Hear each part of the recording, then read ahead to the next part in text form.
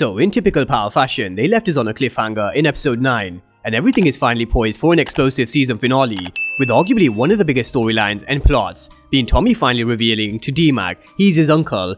But just when he did, this is when we saw D-Mac being shot, and we spoke about how everything has fallen Tommy's way ever since he came to Chicago. But at some point, he was bound to come up against some major problems, because where he came to Chicago with nothing to lose, he now has everything to lose in D-Mac and JP, and D-Mac is going to be fighting for his life. And let's just say, JP isn't too pleased with Tommy for keeping this a secret from him.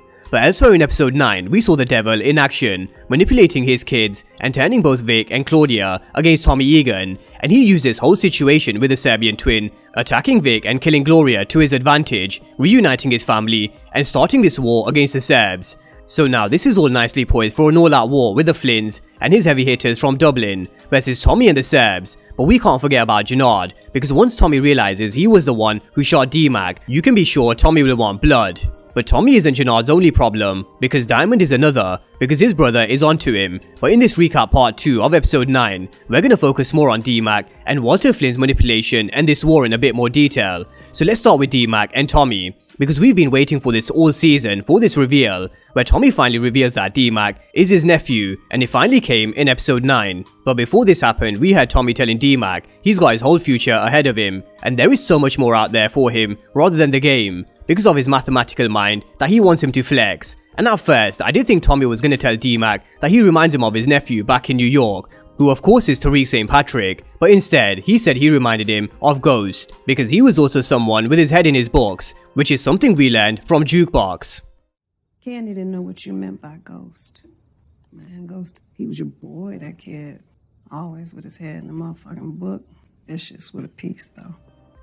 So it was Jukebox who told us Ghost was someone who always had his head in his books, but he was also vicious with a piece. But Tommy knows at first hand what happens in this game. You either end up dead or in jail, and in Ghost's case, he ended up dead, and he doesn't want D-Mac to suffer the same fate. But I do think it is too late for someone like D-Mac, because he's someone who grew up in the streets, and the streets is all he's ever known. And just like how Raquel could have sent a young Kanan to go and live with his grandma long before he found himself in trouble, she didn't, and she never sent him away because she thought the best thing to do was to keep him close, because only she could keep him safe, where she could protect him. But as Raquel said in season 1 of Raising Kanan, nobody gets in between a mother and a son, and keeping D-Mac locked in a cash house was one way of Tommy keeping him safe, because he's always away from the streets, but he was also close enough to Tommy where he can keep a close eye on his nephew.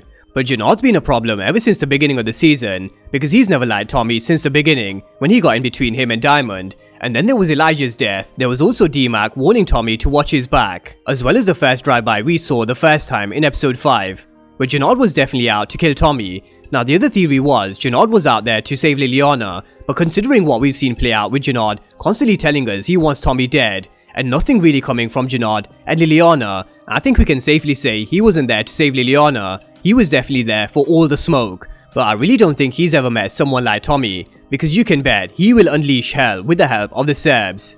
But now that D-Mac is in hospital fighting for his life, I really do hope he makes it out of this one, because this is a character who I do believe has so much potential, especially being Tommy's nephew, who he can take under his wing, teach him the game, and someone who could really be a vicious character in the streets in seasons to come. And if you look at Tariq's transformation from the very first season of Power, just imagine what D-Mac can become under the mentorship of Tommy, Liliana, and others in the game he comes across. But JP very well may have something to say about this, because he is his son after all, and he did tell Herman he wants to do right by Darnell. But you can try take D-Mac away from the streets all you want, but you'll never be able to take the streets away from D-Mac. But coming back to Gennard wanting Tommy dead, Tommy isn't stupid, because the signs have been there ever since the day he came to Chicago, that Gennard never liked him. There was the drive-by, Elijah's death, there was also D-Mac warning Tommy that he needs to watch his back, and now in episode 9, there was yet another drive-by on Tommy where D-Mac was hit. And this really is the biggest mistake that Gennard has made, because the one thing you do not do is harm Tommy's family, and you can guarantee Tommy will want blood. And now that he's got the backup from Markovic and the Serbs, you can guarantee he's gonna get to work. But the problem with this one is, this is Diamond's baby brother, and even though Diamond knows that Gennard has been plotting behind his back, I don't think he'll want Tommy killing him. So there is this conflict of interest. So could we see Tommy and Diamond working together to possibly set Gennard up and send him to prison instead, which is a very similar move that Ghost and Tasha pulled on Kanan. But let's hope D-Mac does pull through, which I do think he will, because I'm sure he's got a lot more to give in force. But let's talk about this other side of the war, because Tommy didn't go to Markovic and pay for the Serbs' protection because of Gennard. What actually set this in motion was the fact he knew Walter Flynn manipulated his kids into believing Tommy was behind the attack on Vic Flynn and Gloria, and the conversation that Claudia had with Tommy basically told him everything he needed to know.